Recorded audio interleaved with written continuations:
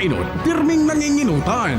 Always number one. Always number one. DCGB 729 kHz. Enot sa Bareta. Enot sa Gabos. Ang DCGB, miyembro kan KBP, kapisanan ng mga broadcaster ng Pilipinas, ang oras po niya to mga tugang alas 12 impunto.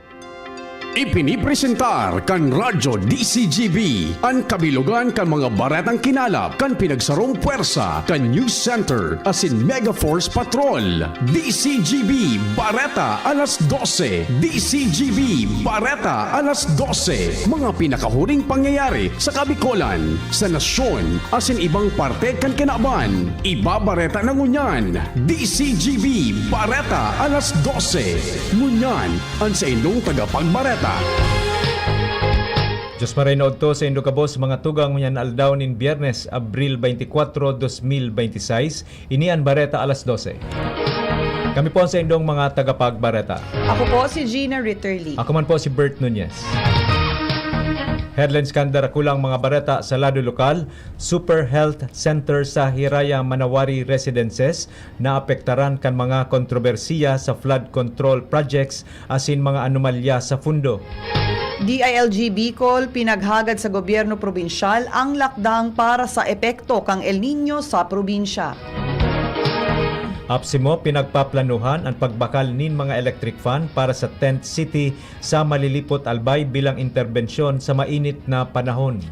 Legazpi City Veterinary Office pupunan na ang pag-ineksyon ng microchip sa mga atama na hayop sa syudad sa masunod na semana.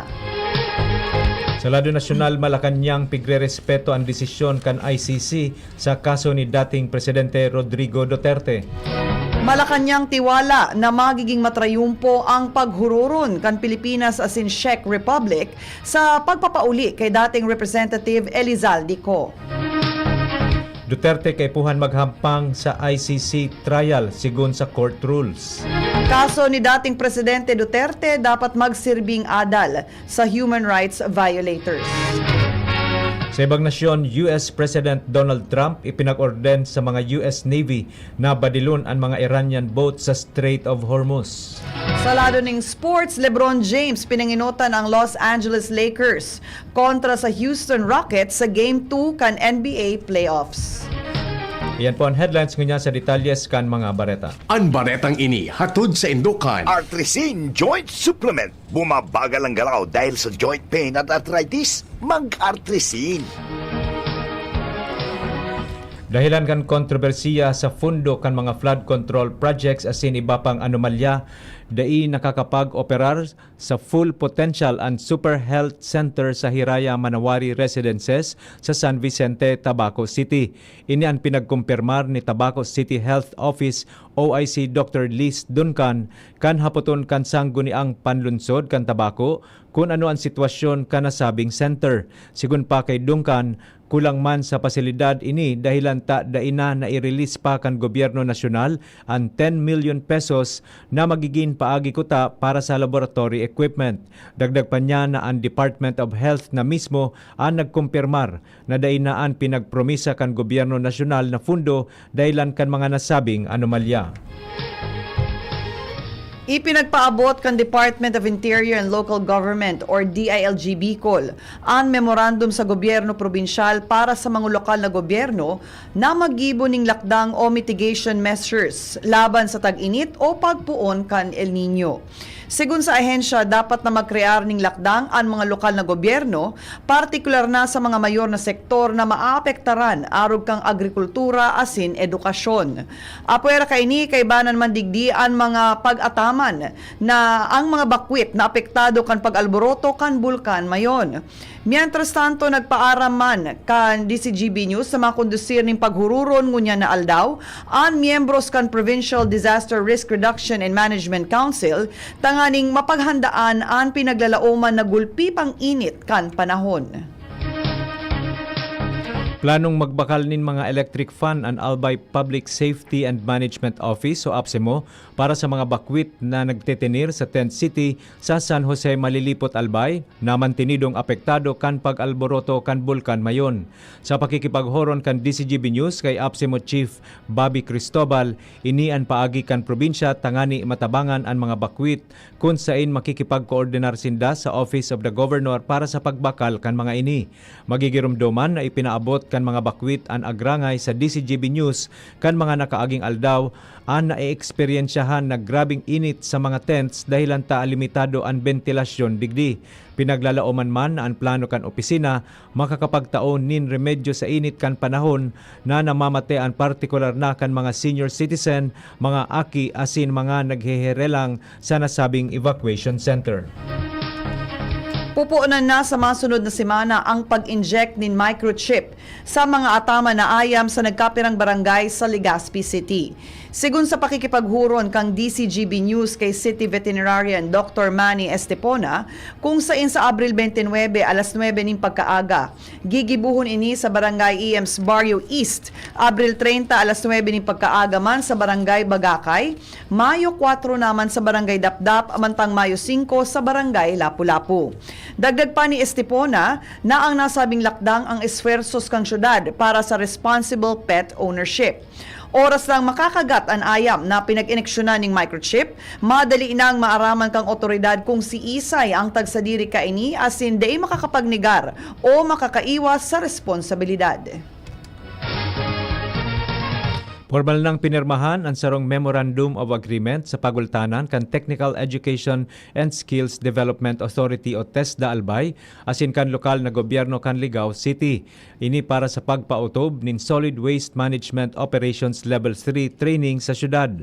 Sigun sa TESDA Albay maawot kaini na mapakusog asin mapahiwas ang mga oportunidad sa paagin nin mga training institution kan TESDA pati na kan Provincial Training Center Ginubatan Provincial Training Center Malilipot asin San Francisco Institute of Science and Technology. Kasabay kaini pinagkondusir man kan ahensya an operational planning activity kung sain pinaglinyada ang mga prioridad kan ahensya tangani masimbagan ang mga importanteng issue para ngunya na taon. Pinagdiskutir man sa aktibidad ang mga regulasyones, rekisitos asin schedule para sa pagsusumitir kan Office Performance Commitment and Review. 143 million pesos kantidad ng relief resources ang pinagpreparar kan Department of Social Welfare and Development or DSWD Bicol katakod kang naglalangkaw na aktibidad kan bulkang Bulusan sa Sorsogon. Sigun kay DSWD Bicol Regional Director Norman Laurio, na heightened alert man ang ahensya katakod kang nairehistrong sobra sa 200 na volcanic earthquakes sa bulkan. Ipinaghiwas man kan ahensya ang Social Welfare and Development teams tanganing magkondusir ning field monitoring, validation as in risk assessment sa mga komunidad sa palibot kan Bulusan. Bilang parte man kan preparasyon sa nasabing kantidad, sobra sa 296,000 digdi ang family food packs, sobra sa 15,000 ang non-food items, araw kan family kits, hygiene kits, sleeping kits, kitchen kits, as in iba pang mga essential supplies. Sobra sa 2.2 million pesos man ang pinag-alokar bilang standby funds. Mantang 240 million pesos man ang nasasakop sa gastos kang food and non-food items prepositioned sa mga strategic warehouses sa rehiyon kan Bicol. Iimplementar kan Kapitolyo Provincial ang bagong prescribed office uniform sa gabos na permanent as in casual employees pon Mayo 18 ngunya na taon katakod kan ipinaluwas na Memorandum Order Number 034 kan Office of the Governor. Ang nasabing polisiya sigun sa memo na pirmado ni Albay Governor Noel Rosal, maabot na mampromotir ang professionalism as in mapakusog ang pagkakamidbid sa mga empleyado kan Kapitolyo. Ang kasuguan man ang nagtatalaan nin semanahan na dress code schedule kung sain Filipiniana o ASEAN-inspired attire kada Lunes, Martes as in Huwebes para sa PGMA prescribed uniform, Miyerkules para sa khaki pants as in puting bado, mantang Biyernes ang pinagdesignar bilang free day. Napasakamot na kang Ligao City PNP ang city most wanted person kang Ligao City sa ginibong pagsirbi ning warrant of arrest sa syudad kasuudma. Sigun kay Ligao City PNP Chief of Police Lieutenant Colonel Danny Baitek, namidbid ang suspect na si alias Adriado na may pinaghahampangan na kasong rape by sexual assault sa irarom kang Article 266-A ng Revised Penal Code asin may inirekomendar na piyansa kantidad nin 120,000 pesos. Sa presente nasa kustudyo na kang pulisya ang nasabing suspect para sa magkakanigong disposisyon. Abangan pa ni ibang mga barata sa pagbabalikan barata alas 12. Ang atay ay importanteng organ ng katawan. Sa unhealthy lifestyle, maaari itong madamage at humina. For liver health, may Liverate Pro. Ang Liverate Pro ay silimarin and vitamins. With proper diet and exercise, it may help maintain liver health. Liverate Pro ay maaari ding makatulong sa treatment ng chronic inflammatory conditions tulad ng fatty liver. Take it from the pro. Mag-liver up na! Liverate Pro. Mabibili ang Liverate Pro sa lahat ng leading drugstores nationwide. Silimarin plus multivitamins is the generic name of Liverate Pro. If symptoms persist, consult your doctor. Para sa maayos na liver function, Liverate Pro. Liver up na tayo with Liverate Pro. May iba't ibang karamdaman ka ba gaya ng high blood pressure, diabetes, sakit sa puso, sa kidney, sa atay, may myoma, na stroke, may gallstones, cancer at marami pang iba? Ang Amazing 4 ng Miracle Health Corporation ang subukan mo. Makakatulong dahil mula ito sa epektibong Amazing Trio at mas lalo pang pinalakas dahil sa Mega 1 na mayroong 21 sangkap. Subok ng nagpapalakas ng immune system at marami na ang mga natulungan na mayroong iba't ibang karamdaman. Huwag nang patagalin pa. Alina't magpakonsulta. Maaaring pumunta kay Doc Joey Bitito sa Barangay 18, Cabangan West, Legazpi City, kaharap lang ng Bangko Sentral ng Pilipinas. O tumawag sa 0998-975-8121 or 0917-853-8933 para sa free consultation sa natural medicine. Mapapanood din ang serbisyong natural, kalusugan at bayanihan sa YouTube channel at sa Facebook page na Doc Joey Bitito. Tinatawagan ng pansin ang ina at kamag-anakan ng batang babae na pinangalanang Matea Andrea Madera. Si Matea Andrea ay 6 days old at nasa loob ng isang kahon ng matagpuan ni Leonil Madera sa waiting shed ng Purok 2, Barangay Matango, Vinsons, Camarines Norte, bandang alas 5:05 ng umaga noong November 30, 2025. Si Matea Andrea ay nasa pangangalaga ng DSWD Reception and Study Center for Children 5 simula pa noong December 4, 2025. Mangyari po lamang na makipag-ugnayan sa DSWD RSCC na matatagpuan sa Nasisi, Ligao City at hanapin ang mga social workers na sina Irene Cribe del Rio at Maris B. Magaso o kaya naman ay tumawag sa mobile number na 0915-628-1506. Ang ubo at hika hindi na pinatatanggal. Ilabas ang ginhawa. Plemex Forte Capsule. Ang Plemex Forte Capsule ay gawa sa natural na lagundi. Tumutunaw at nagpapalabas ng plema.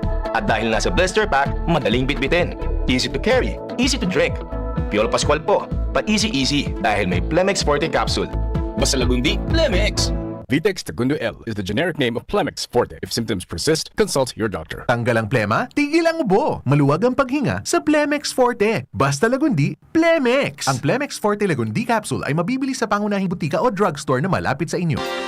Inihahatod sa inyo kang Department of Environment and Natural Resources, Regional Office No. 5, ang programang Kapalibutan Ta at Tamanon Ta. Kapalibutan Ta at Tamanon Ta. Programang magtataunin informasyon asin kaaraman, manangod sa satuyang kapalibutan, asin sa mandato kang Department of Environment and Natural Resources. Sa tunghinanyugon, kada Huwebes alas 11 sagkod alas 12 nin pagkaudto, Kapalibutan Ta at Tamanon Ta. Hatod sa Indo kang DENR Regional Office 5 asin kan istasyon na ini.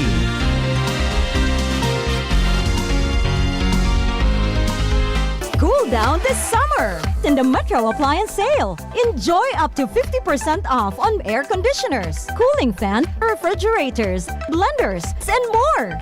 Upgrade your entertainment with the latest TV sets, Bluetooth speakers, and gadgets. Plus, on weekends, Metro Rewards Club members get an exclusive treat.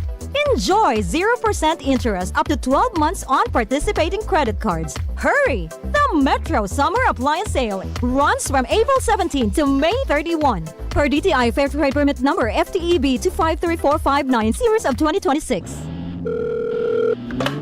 Uy pre, si Rudy ito. Dalhin ko lang si Bunso sa health center. 3.5 months na kasi. Nakaschedule para sa third visit. Libre lang ito pre. Ngayon nga maliban dun sa pentavalent vaccine, OPV at PCV, tuturo ka na rin si baby ng IPV na dagdag proteksyon laban sa polio. Sabihan mo rin yung iba nating kumpare na pabakunahan na ang kanilang mga anak. Tandaan, wais pagkumpleto ang bakuna ni baby at ang wais ay laging ligtas. Paalala mula sa DOH Bicol Center for Health Development. DZGB News Minded. Balik po kita sa Bareta alas 12 para sa detalyes kan mga bareta sa lado nasyonal asin ibaba.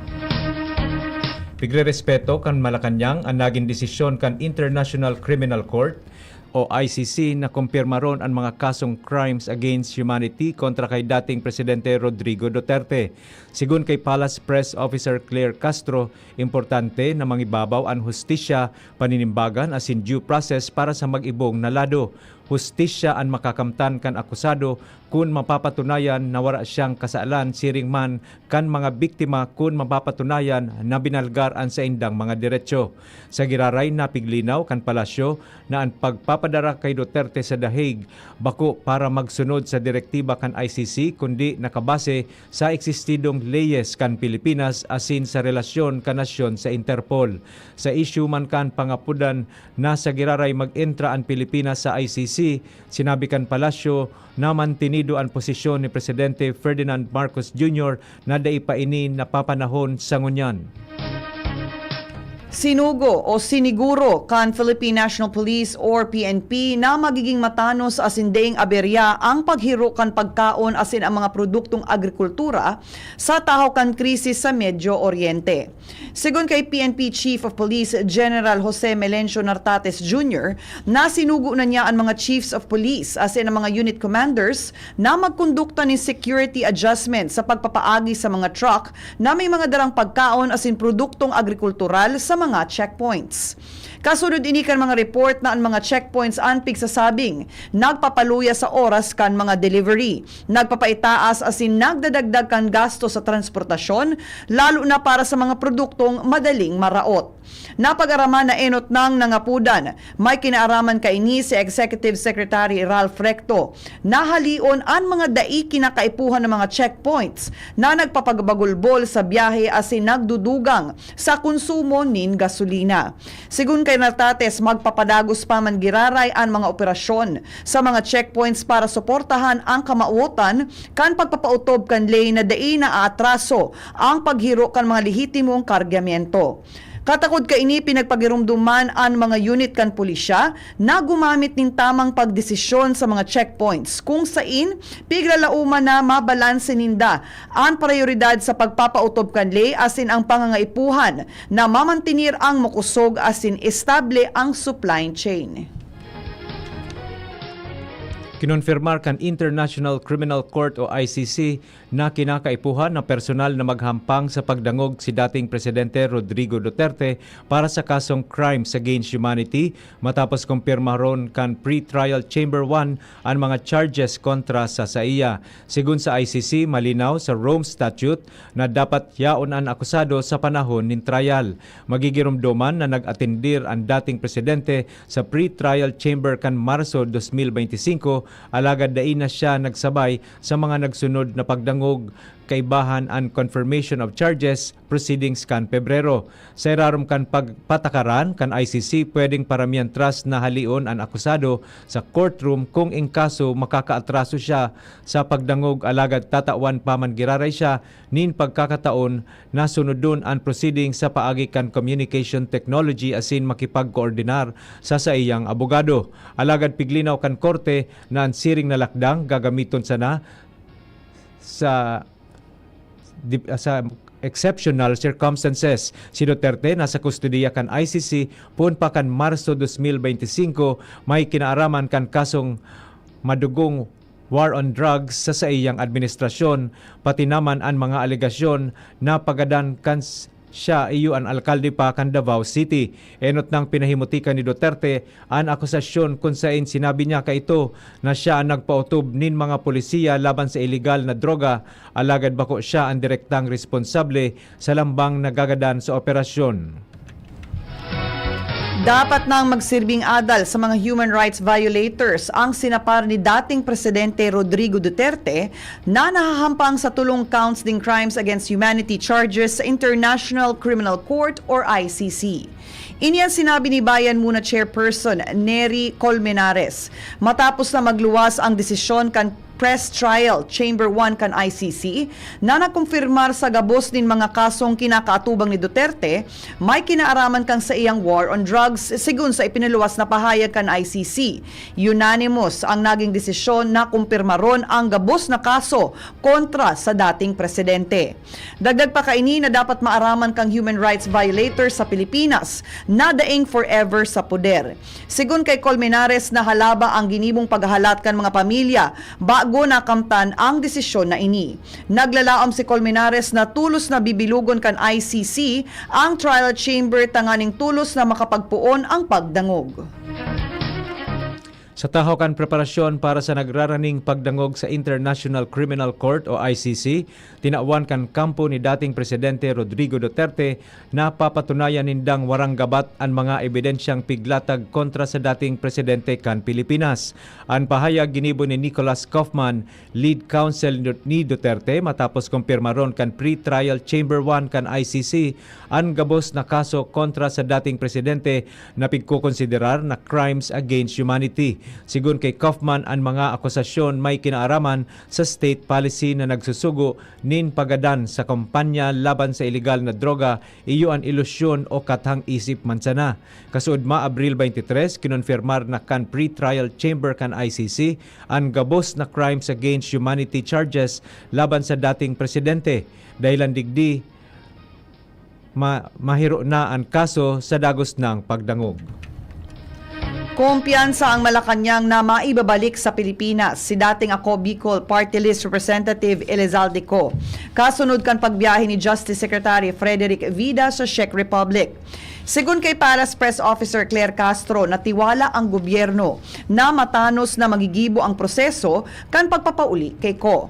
Alagad sinabi niyang nakadepende pa man giraray ang mga minasunod na lakdang sa magiging kasunduan kang Pilipinas asin Czech Republic.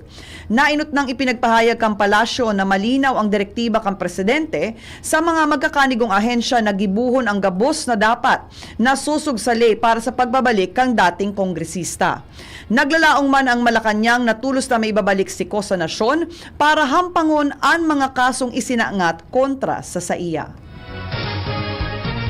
Sa ibang nasyon, ipinag-orden na ni US President Donald Trump sa Estados Unidos na Navy na magpaputok sa mga mahihiling na Iranian boats na nagbubugtak alegado nin mines sa Strait of Hormuz. Sigun kay Trump, ang Estados Unidos ang padagos na nagtatrabaho tanganing halion ang mga mina sa Strait of Hormuz asin ibinida na ang mga minesweepers ang Amerika nagkukondukta nin operasyon sa ngunyan alagad ipinagmando niyang iitaas ang level kan mga operasyon na ini nin tulong beses. Bilang kasimbagan sa padagos na tensyon sa rehiyon na may kinaaraman sa mga issue kan global economic pressures, inutro ni Trump asin ni Defense Secretary Pete Hegseth ang sa indang mga pahayag na nabungkal na ang mga pangenot na puwersa kan Iran na pigkakarkulong 150 na barko. Siring man inireport na ang Islamic Revolutionary Guard Corps o IRGC may natatadang mga assets arog kan saradit na bangka na padagos na pigagamit sa mga operasyon.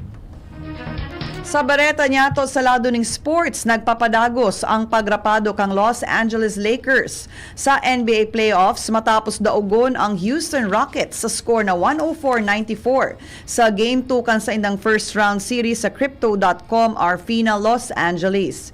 Dahil sa panggana, pogol kan Lakers ang 2-0 na bentahe sa Best of 7 series.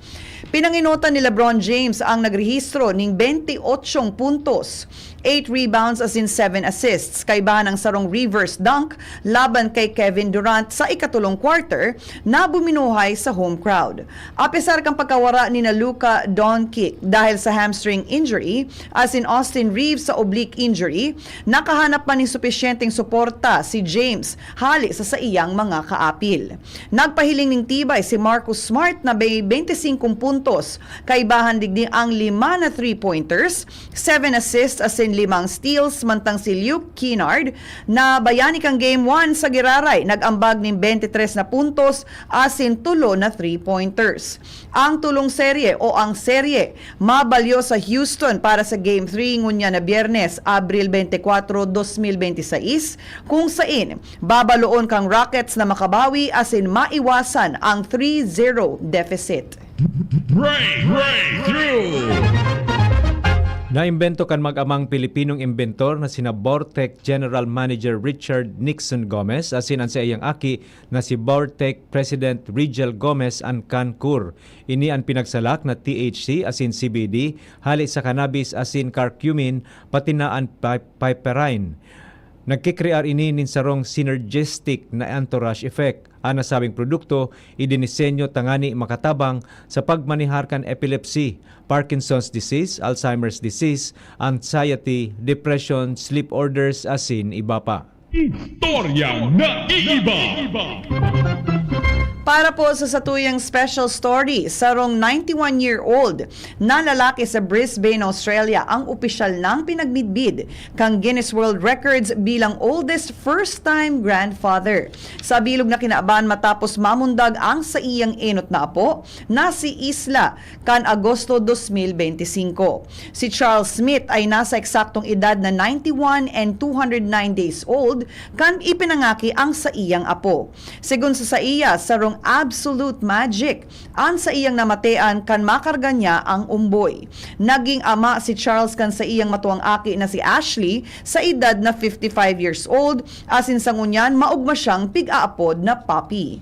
Nakikig si Charles kang supresahon siya ni Ashley asin ang manugang kaini na si Hannah ning opisyal na Guinness World Record Certificate matapos na sikretong mag-apply ang mga ini sa Guinness. Apesar kan sa iyang edad, mantinidong aktibo si Charles, independent asin nagta-travel man sa palibot kang Australia gamit ang sa iyang camper van.